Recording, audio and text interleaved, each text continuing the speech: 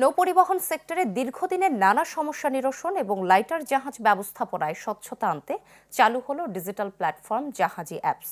সকালে চট্টগ্রাম নগরীর আগ্রাবাদে বিডব্লিউটিসিসির একটি কার্যালয়ে এই অ্যাপসের উদ্বোধন করা হয়। উদ্বোধন করেন নৌপরিবহন অধিদপ্তরের মহাপরিচালক কমোডোর শফিউল বারী। উপস্থিত ছিলেন প্রধান প্রকৌশলী মির্জা সাইফুর রহমান। বক্তারা বলেন, বন্দরের বহির্নোঙর সহ নৌপথের বিভিন্ন ঘাটে লাইটার জাহাজের পণ্য খালাসের সিরিয়াল নিয়ে অনিয়মের অভিযোগ বহু পুরনো। নতুন এই অ্যাপসের যাত্রা শুরুর ফলে যা বন্ধ হবে।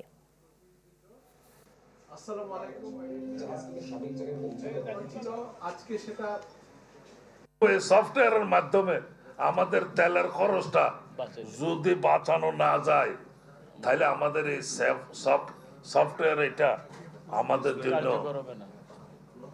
কার্যকর করাটা অসম্ভব হয়ে দাঁড়াবে। যারা আপনারা জাহাজ মালিক, আপনাদের সুবিধার্থেই কিন্তু আমরা এটা তৈরি করেছি। আপনাদের অভিযোগের ভিত্তিতে আপনারা যে সমস্ত অভিযোগ আমাদের কাছে করেছেন সেগুলো নিরসনের লক্ষ্যেই কিন্তু আমরা আজকে এই জাহাজি অ্যাপ উদ্বোধন করতে যাচ্ছি।